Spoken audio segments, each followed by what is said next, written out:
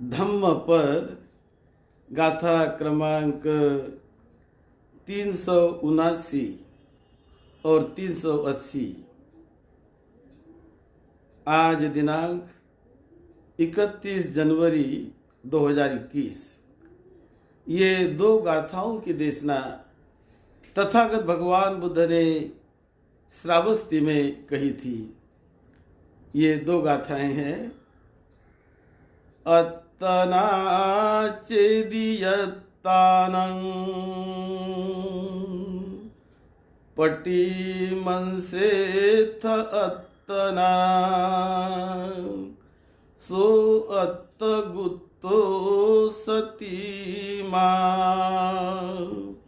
सुखं भिक्षु विहाहिसी। दूसरी गाथा है अत्ता ही अत्तनो नाथो कोहि नाथो परोसिया अत्ता ही अत्तनो गति तस्मा संयमयत्तानं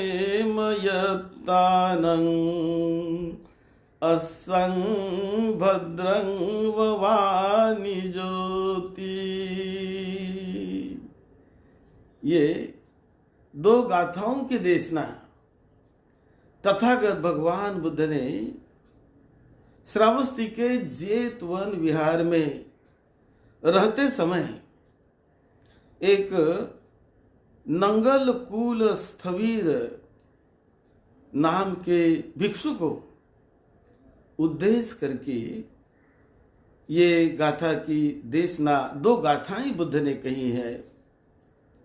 एक बार ऐसा हुआ, श्रावस्ती में ही एक हीन दीन दरिद्र व्यक्ति, वो किसी तरह बड़े गरीबी में, बड़े दरिद्र अवस्था में वो रहता था और अपना जीवन निर्वाह वो दरिद्रता में ही करता था। दूसरों के यहाँ नौकरी कर कर वो अपना जीवन निर्वाह मोल मजूरी करके करता था। उनके पास कोई जमीन जायदाद नहीं थी, लेकिन वो हमेशा बड़े ईमानदारी से दूसरे के यहाँ नौकरी करके और अपना जीवन यापन करता था, अपना जीवन जीता था। कपड़े पहनने के लिए भी उसे अच्छे से नहीं मिलते थे, खाने पीने के लिए थोड़ा कुछ मिल जाता है, और इस तरह वो अपना जीवन बड़े दरिद्रता में, गरीबी अवस्था में वो जीता था। तो एक दिन किसी एक भिक्षु ने उसे देख लिया कि ये चिथड़ों की, फटे पुराने कपड़ों की लंगोटी पहने हुए है, कंधे पर उसने हल रखा है और अपने काम के लिए वो जाते हुए एक भिक्षु ने उसे देख लिया। और यह भिक्षु ने देखकर उसे कहा, अरे भाई, क्या इतना दरिद्र का तुम जीवन जी रहे हो? इसे छोड़कर क्या तुम पर्वत नहीं ले सकते? अच्छा सम्मान का जीवन नहीं जी सकते? तो वो कहने लगा, बनते, मेरे जैसे दरिद्र को, मेरे जैसे गरीब को कौन प्रवज्ञा देगा? कौन मुझे दीक्षा देगा? तो भिक्षु ने कहा, तुम्हें मैं दीक्षा दूंगा, चलो मेरे साथ। उसे बड़ा अच्छा लगा कि कोई तो भी मेरा मदद करने वाला आ गया। बहुत प्रसन्न हुआ। भिक्षु ने कहा, चलो मेरे साथ। और उस गरीब आदमी को, दरिद्र आदमी को, एक भिक्षु अपने साथ जेतवन विहार में ले गए। और विहार में ले जाकर भिक्षु ने उसको अपने हाथों से नहलाया, अपने हाथों से उसकी सेवा की, और सेवा करके उन्हें एक आंगन में बिठाकर, एक मैदान में बिठाकर, अपने कुटी के सामने उन्हें बिठाकर उन्हें प्रवज्जा दे दी, प्रवज्जा देकर भिक्षु बना दिया। उसके बाद जब प्रवज्जा लेने के बाद उसकी जो चिथड़ों की फटे पुराने कपड़ों की जो लंगोटी थी और एक हल था, ये दोनों उन्होंने उस विहार के थोड़ा दूर जाकर एक वृक्ष पर लंगोटी टांग के रख दिया और अपना हल भी वहां पर रख दिया और बहुत आनंद से वो अपना भिक्षु जीवन जीने लगा। उसकी उपसंपदा भी हो गई और उपसंपदा होने के बाद उसे नाम दिया गया नंगल कुल स्थवीर। सभी भिक्षु से नंगल कुल स्थवीर कहते थे और भिक्षु संघ के साथ रहने लगा। अब भिक्षु संघ के साथ बड़े सीनियर सभी अच्छे भिक्षुओं के साथ, गुणवान सिलवान भिक्षुओं के साथ रहते हुए इनका बड़ा अच्छा सम्मान होने लगा। जहां वहां सम्मान, जहां वहां बड़ी प्रतिष्ठा, बहुत खाने पीने के लिए इतना उन्हें मिलने लगा कि अभी उसको उदासीनता आ गई, वो असंतुष्ट होने लगा। अरे इतना मुझे मिलता है, इतना मुझे मिलता है, क्या करूं क्या करूं। तो उसको असंतुष्टि निर्माण होने लगी। एक दिन उसके मन में आ गया कि अरे चलो मैं ये श्रद्धावान लोगों के भोजन पर जीने से चलो मैं अपने वो हल चलाकर मैं जीने लगूंगा और गृहस्थ बन जाऊंगा, ऐसा उसके मन में आने लगा। ये जब उसके मन में आया तो वो उस पेड़ की तरफ गया जिस पेड़ के ऊपर, जिस वृक्ष के ऊपर वो लंगोटी और हल उन्होंने रखा था। वहां जाकर वो संकल्प करने लगा कि मुझे तो अभी गृहस्थी बनना है। लेकिन गृहस्थी बनते बनते अपने आप को वो कोसने लगा, अपने आप को समझाने लगा। अपने आप को समझा रहा है, अरे निर्लज मूर्ख, तो गृहस्थी बन के क्या करेगा, क्या तुझे मिलने वाला है, और गृहस्थी बनकर कौन सा ऐसा तू बड़ा लाभ पाएगा, कौन सा तुझे फल मिलेगा, केवल पेट भरने के सिवा क्या मिलने वाला है तुझे, क्या रखा है उसमें। ऐसा सोचकर वो और भी वापस चला गया, भिक्षु वस्त्र में ही वापस चला गया। फिर कुछ महीनों तक जीने लगा और भी उनके मन में बार बार ऐसा होता था। बड़ा सम्मान सत्कार ये सारा देखकर बड़ी असंतुष्टि उसके मन में आती थी। तो जब भी उसके मन में असंतुष्टि आती, ये तो मन की बात है, ये तो इमोशन है। जब उसके मन में इमोशन आता, मन में असंतुष्टि हो जाती, तो और भी वो जाता और पेड़ की तरफ जाकर, वहां जाकर और भी वो सोचता कि अरे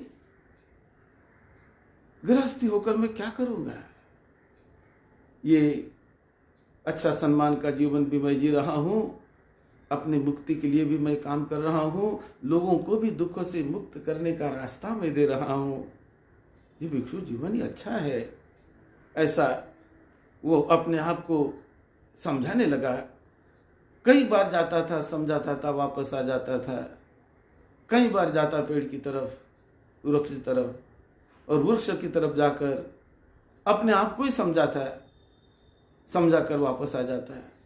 ऐसा करते करके वो ऐसा जब करने लगा तो उनके साथी भिक्षु उनके पूछने लगे, अरे तुम बार बार उधर जाते हो, क्यों जाते हो, क्या है उधर। वो कहने लगा वहां मेरे आचार्य है।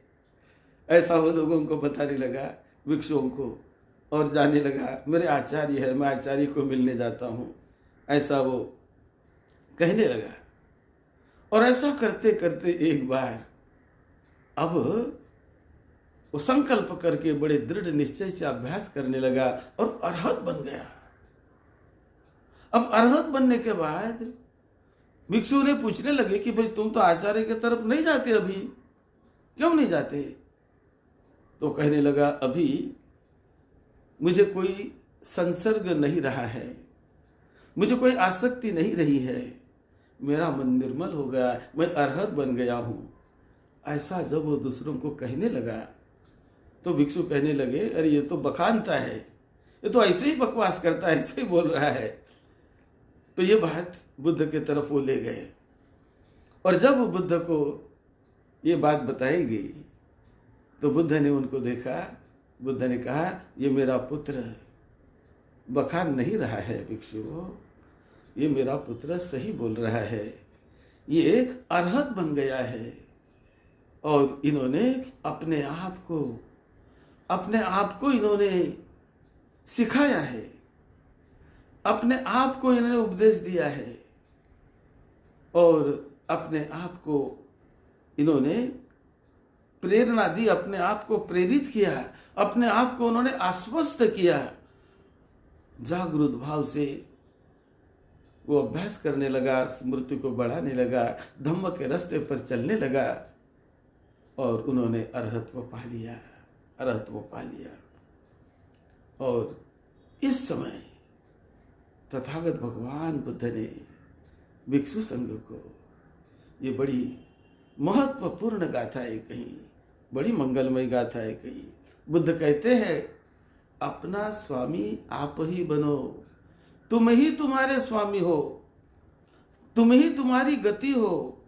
अपनी गति अपने हाथ में है, अपना स्वामी बनना अपने हाथ में है। तुम्हारा स्वामी दूसरा कोई नहीं बन सकता। अपने मन को जानो और अपने मन के स्वामी बनने का प्रयास करो, मन का मालिक बनो, मन को जीतो, मन को निर्मल करो, परिशुद्ध करो। धन्य धन्य हो जाएगी तुम्हारी जीवन यात्रा। तुम्हारा कोई दूसरा मालिक नहीं बन सकता, तुम्हारा मालिक तुम ही बनो, तुम ही बनो। और अपने आप को संवारो, संभालो अपने आप को, और महान फल पाने के रास्ते पर चलकर अपना मंगल करो, अपना उद्धार करो। जैसे कि कोई व्यापारी बड़े सुशिक्षित घोड़े की वो बड़ी रक्षा करता है, जिस घोड़े से वो व्यापार करता है, जिस घोड़े से उसे धन दौलत मिलती है, तो उस घोड़े की वो कुशल व्यापारी बड़े बुद्धिमत्ता से उस घोड़े की सेवा करता है, उसको नहलाता है, 2 बार 3 बार उसको नहलाता है, उसको बड़ा स्वच्छ रखता है, उसको बहुत अच्छा खान पान देता है, क्योंकि घोड़े की वजह से उसका व्यापार चलता है। तो इसीलिए वो घोड़े की बहुत सुरक्षा करता है, बहुत देखभाल करता है, और बहुत देखभाल करके वो घोड़े के सहारे वो व्यापारी अपना व्यापार बढ़ाते रहता है। इसी तरह बुद्ध कहते हैं कि ये तुम्हारा मन, इसकी रक्षा करो, इसकी सुरक्षा करो, इसे गलत रास्ते पर मत जाने दो, सेवा करो तुम्हारे मन की, जानो अपने मन को, इसको निर्मल करो, ये बहुत कल्याण करेगा तुम्हारा मन ही तुम्हारा कल्याण करने वाला है। इसीलिए उसे निर्मल करो, उसे कुशल रास्ते पर ले जाओ, दुराचारों से बाहर निकालो, उसे कुशल रास्ते पर ले जाओ, और तभी तुम इस मन के आधार से ही तुम लोकोत्तर अवस्था का साक्षात्कार करोगे। वहां तक तुम्हें तुम्हारा मन पहुंचा देगा। इतनी शक्ति, इतना बल हर एक व्यक्ति के पास है, हर एक व्यक्ति के पास है। जानो उस शक्ति को और अपने मन की रक्षा करो, उसे गलत रास्ते पर मत जाने दो। ये बात तथागत बुद्ध ने सिखाई। और इस अवसर पर 2 गाथा बुद्ध कहते हैं, अत्तना चेदियत्तानं पटी मनसेथ अत्तना सो अत्तं गुत्तो सतिमा सुखं भिक्खु विहाहिसी अत्ता ही अत्तनो नाथो को ही नातो परोसिया अत्ता ही अत्तनो गति तस्मा संयम यत्तानं असंग भद्रंग वाणी ज्योति। अत्ता ही अत्तनो नाथ, आप ही अपने स्वामी हो। अपने सही में स्वामी बनने का प्रयास करो, अपने चित्त के गुलाम ना बनो, उसके दास ना बनो, अपने चित्त के मालिक बनो, अपने चित्त के स्वामी बनो। इसी में कल्याण है, इसी में मंगल है। वो व्यक्ति तो अरहत बन गया, बड़ा गरीब व्यक्ति था, दरिद्रता से आया हुआ, दरिद्रता का जीवन जीने वाला व्यक्ति था, लेकिन अरहत बन गया। और जब तथागत बुद्ध ने ये 2 गाथाओं की देशना दी तो बहुत सारे लोगों को श्रोतापन्न फल की प्राप्ति हो गई, धन्यता की ओर ले जाने वाला रास्ता मिल गया। सबका मंगल हुआ। आप सबका मंगल हो, सबका मंगल हो, सबको सुख शांति मिले। आपके परिवार के छोटे बड़े सभी को निरोगत्मा मिले, लंबी उम्र मिले। यही मंगल मैत्री के साथ सद्धम्म की सेवा में, आपकी सेवा में डॉक्टर भदंत राहुल बोधी महाथेरो। आप सबका मंगल हो।